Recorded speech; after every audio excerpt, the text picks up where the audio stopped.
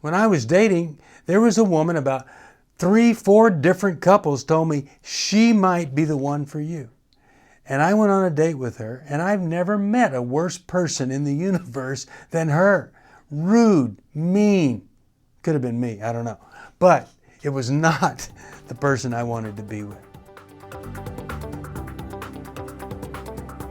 From New Life Ministries, this is Going Deeper with Stephen Arterburn. I'm Stephen Arterburn. And Going Deeper is all about taking the tough issues, the hard issues of life, looking a little bit deeper inside so that we can gain some insight into our lives. Hi, Steve Arterburn here, and thanks for joining me for Going Deeper. We're going deeper into love, and we're looking at the problems with love. And today, I got a brand new one. Last time we talked about, well, maybe there isn't a problem until you create one. Today, here's what we're dealing with. There's a problem, but you don't see the problem. And that's the problem. You know, I'm just going to immediately go to a passage of Scripture that kind of illustrates this and helps us to want to avoid being who Jesus is talking about. It's Matthew 13, 10 through 15. It says, "His disciples came and asked him, 'Why do you use parables when you talk to the people?' He replied, 'You are permitted to understand the secrets of the kingdom of heaven, but others are not. To those who listen to my teaching, more understanding will be given, and they will have an abundance of knowledge. But for those who are not listening, even what little understanding they have will be taken away from them. That is why I use these parables, for they look, but they don't really see. They hear, but they don't really listen or understand. This fulfills the prophecy of Isaiah that says, 'When you hear what I say, you will not understand. When you see what I do, you will not comprehend. For the hearts of these people are hardened, and their ears.'" So here's the thing. Jesus is talking about folks that cannot see. So we have to ask ourselves a question. Are we in that category where we literally have a hardened heart and see nothing that we need to work on? We're just blind to it. What a horrible place to be. If that's you, I would be sitting down with a pastoral counselor or another Christian counselor, and I'd be talking about what happened to me.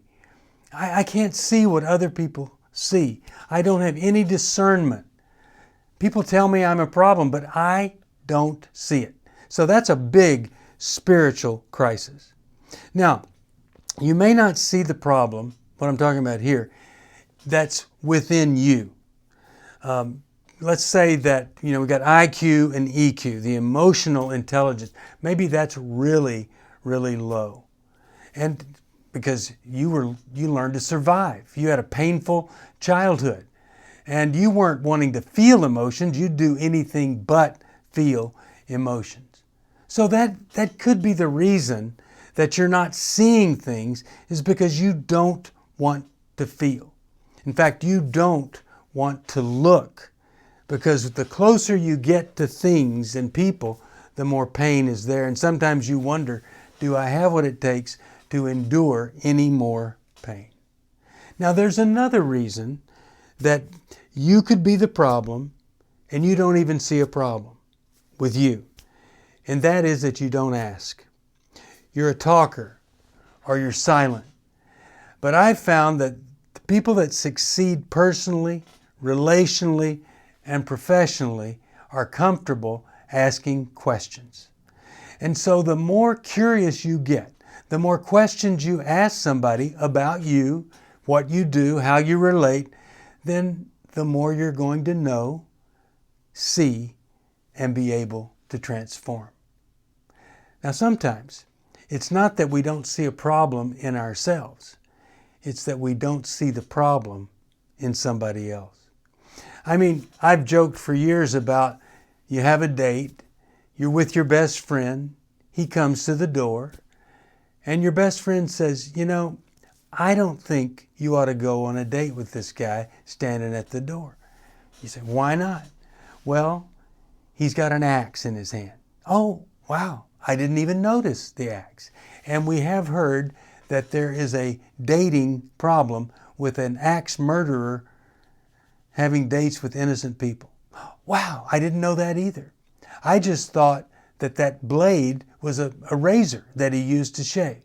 Then your friend says, no, you see, he has a beard. He doesn't shave. So you could be blind, maybe because, one reason, you're desperate to be in a relationship. You'd rather be attached to something sick than not attached to anything at all. Another reason that you might not see it is because this person is just like your parent and you are so used to them. And yeah, you knew they had a problem, but maybe this person is 2 degrees nicer. And so you think, well, these are better than mom or dad. So you might be blind.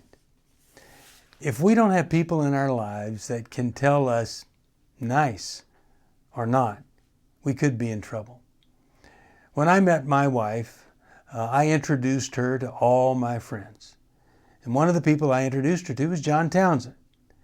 And John Townsend said to my mom, I think he found the angel.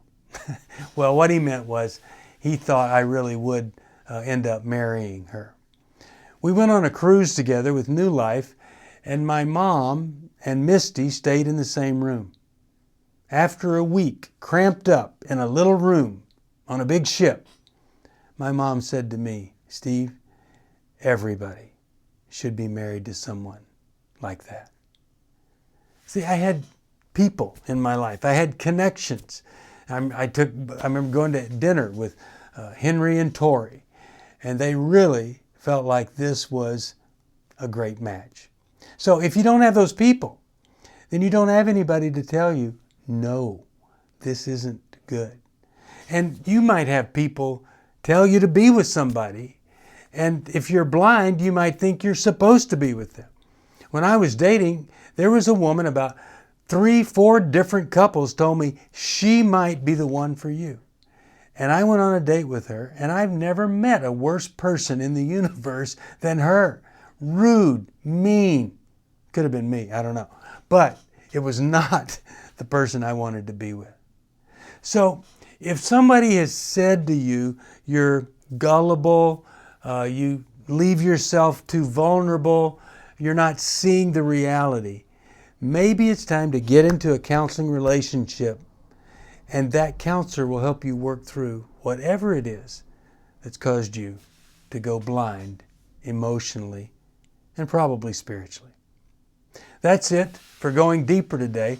Next time, got another problem with love we're going to talk about, and I think it's going to be a big help to you. So, thanks for joining me, and I'll see you right here next time.